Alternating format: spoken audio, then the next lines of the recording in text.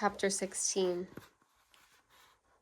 In the course of another fortnight, I had seen sufficient of Frances Evans Henry to enable me to form a more definite opinion of her character.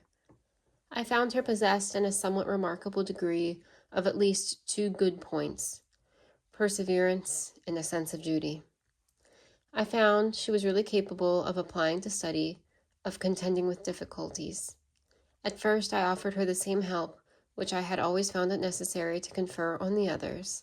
I began with unloosing for her each knotty point, but I soon discovered that such help was regarded by my new pupil as degrading. She recoiled from it with a certain proud impatience. Hereupon I appointed her long lessons and left her to solve alone any perplexities they might present. She set to the task with serious ardor, and, having quickly accomplished one labor, eagerly demanded more. So much for her perseverance. As to her sense of duty, it evinced itself thus: she liked to learn, but hated to teach. Her progress as a pupil depended upon herself, and I saw that on herself she could calculate with certainty. Her success as a teacher rested partly, perhaps chiefly, upon the will of others. It cost her a most painful effort to enter into conflict with this foreign will, to endeavor to bend it into subjection to her own. For in what regarded people in general, the action of her will was impeded by many scruples. It was unembarrassed as strong where her own affairs were concerned, and to it she could at any time subject her inclination, if that inclination went counter to her convictions of right. Yet, when called upon to wrestle with the propensities, the habits, the faults of others, of children especially, who are deaf to reason, and, for the most part, insensate to persuasion, her will sometimes almost refused to act. Then came in the sense of duty, and forced the reluctant will into operation. A wasteful expense of energy and labor was frequently the consequence.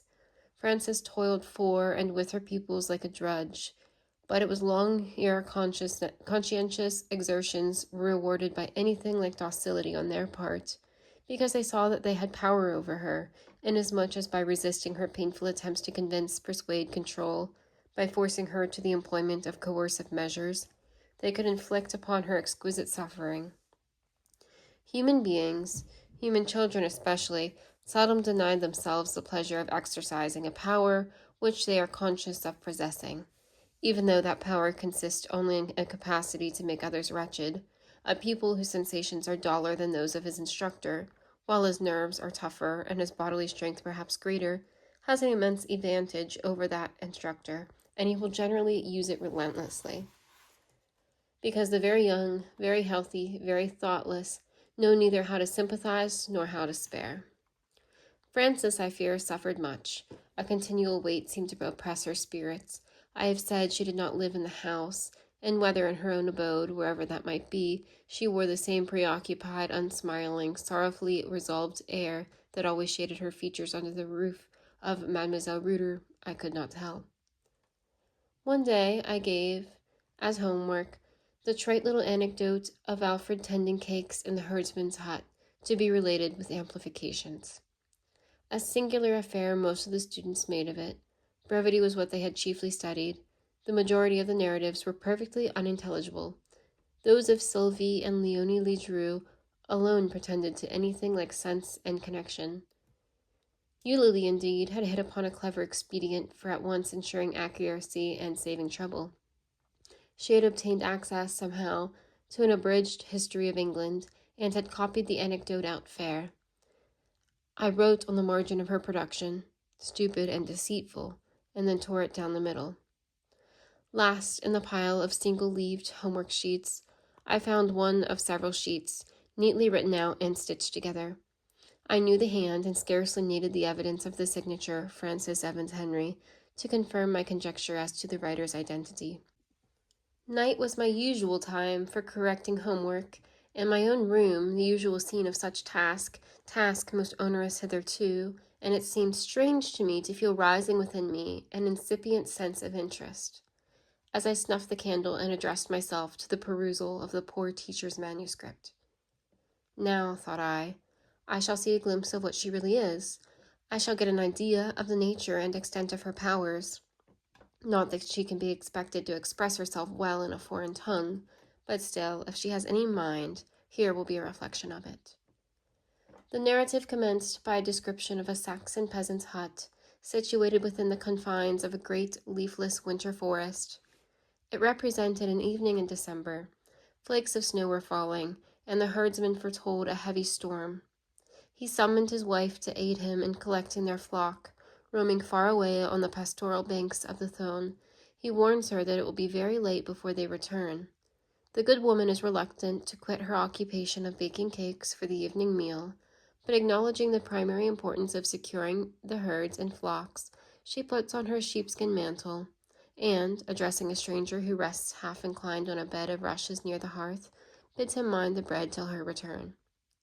"Take care, young man," she continues, "that you fasten the door well after us, and, above all, open to none in our absence. Whatever sound you hear, stir not, and look not out. The night will soon fall. This forest is most wild and lonely. Strange noises are often heard therein after sunset. Wolves haunt these glades, and Danish warriors infest the country.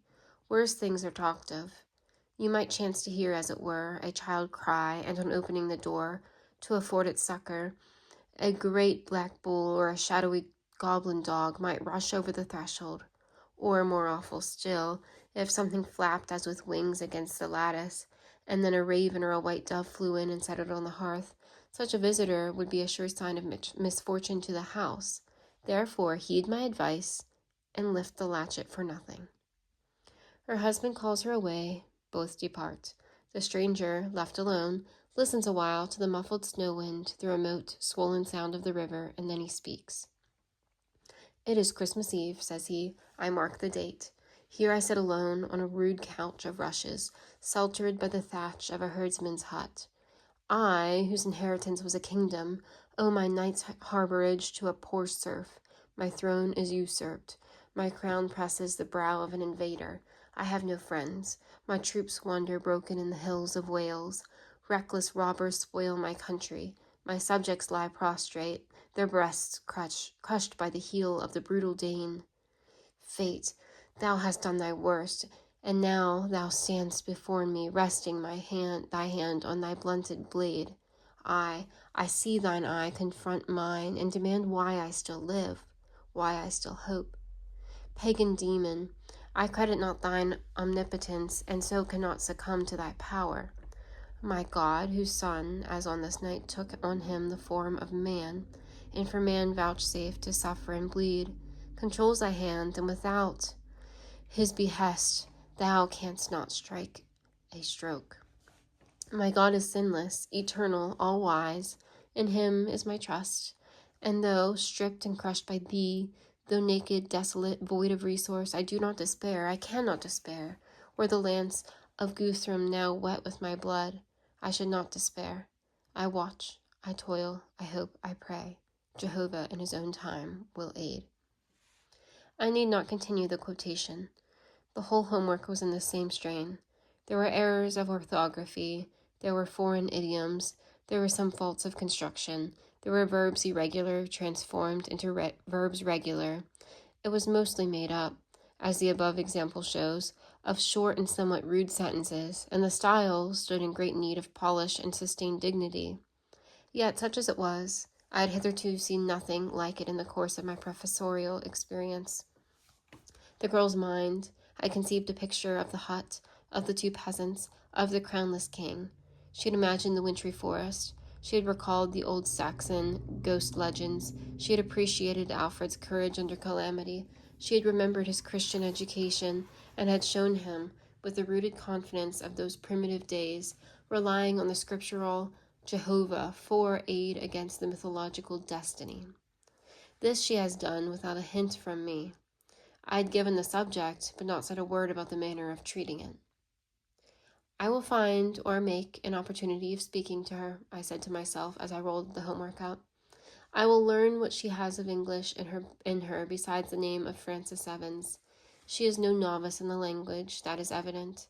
Yet she has told me she had neither been in England nor taken lessons in English, nor lived in English families." In the course of my next lesson, I made a report of the other homework sheets, dealing out praise and blame in very small retail parcels, according to my custom, for there was no use in blaming severely, and high encomiums were rarely merited. I said nothing of Mademoiselle Henry's exercise, and, spectacles on nose, I endeavored to decipher in her countenance her sentiments at the omission. I wanted to find out whether in her existed a consciousness of her own talents. If she thinks she did a clever thing in composing that homework, she will now look mortified, thought I. Grave as usual, almost somber was her face. As usual, her eyes were fastened on the cahier before her. There was something, I thought, of expectation in her attitude as I concluded a brief review of the last homework, and when, casting it from me and rubbing my hands, I bade them take their grammars, some slight change did pass over their air and mien, as though she now relinquished a faint prospect of pleasant excitement. She had been waiting for something to be discussed in which she had a degree of interest. The discussion was not to come, so expectation sank back, shrunk and sad, but attention, promptly filling up the void, repaired in a moment the transient collapse of feature.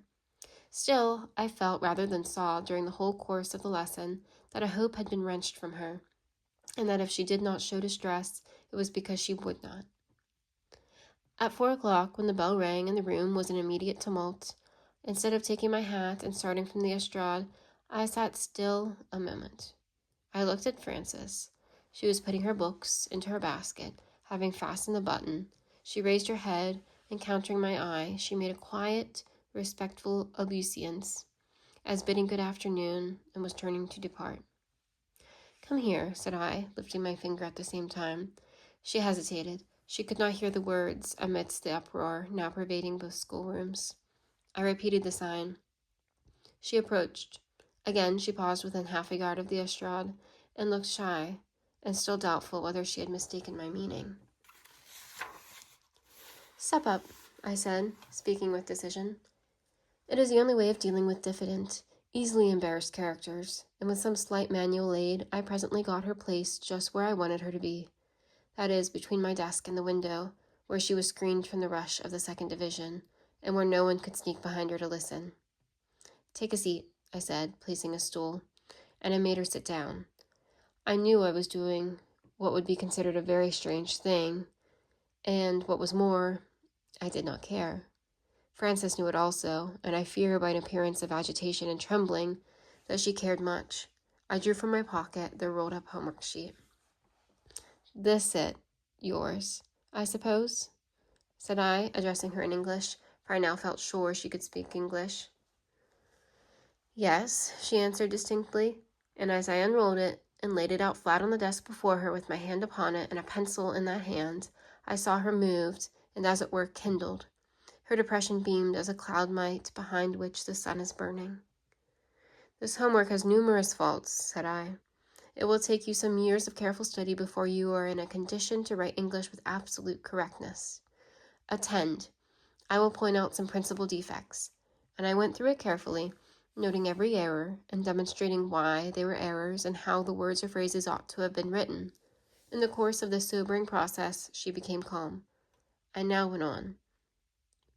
"As to the substance of your homework, Mademoiselle Henry, it has surprised me. I perused it with pleasure, because I saw in it some proofs of taste and fancy. Taste and fancy are not the highest gifts of the human mind, but such as they are, you possess them. Not probably in a paramount degree, but in a degree beyond what the majority can boast. You may then take courage. Cultivate the faculties that God and nature have bestowed on you, and do not fear in any crisis of suffering, under the pressure of injustice, to derive free and full consolation from the consciousness of their strength and rarity." Strength and rarity, I repeated to myself. Aye, the words are probably true. For on looking up, I saw the sun had dissevered its screening cloud. Her countenance was transfigured. A smile shone in her eyes, a smile almost triumphant. It seemed to say, "I am glad you have been forced to discover so much of my nature. You need not so carefully moderate your language. Do you think I am myself a stranger to myself? What you tell me in terms so qualified, I have known fully from a child." She did say this as plainly as a frank and flashing glance could, but in a moment the glow of her complexion, the radiance of her aspect had subsided. If strongly conscious of her talents, she was equally conscious of her harassing defects, and the remembrance of these, elaborated for a single second, now reviving with sudden force, at once subdued the two vivid characters in which her sense of her powers had been expressed. So quick was the revulsion of feeling, I had not time to check her triumph by reproof. Ere I could contract my brows to a frown, she had become serious and almost mournful-looking. "Thank you, sir," she said, rising. There was gratitude both in her voice and in the look with which she accompanied it. It was time, indeed, for our conference to terminate, for when I glanced around, behold, all the boarders, the day scholars, had departed, were congregated within a yard or two of my desk, and stood staring with eyes and mouths wide open. The three teachers formed a whispering knot in one corner, and close at my elbow was a directress, sitting on a low chair, calmly clipping the tassels of her finished purse.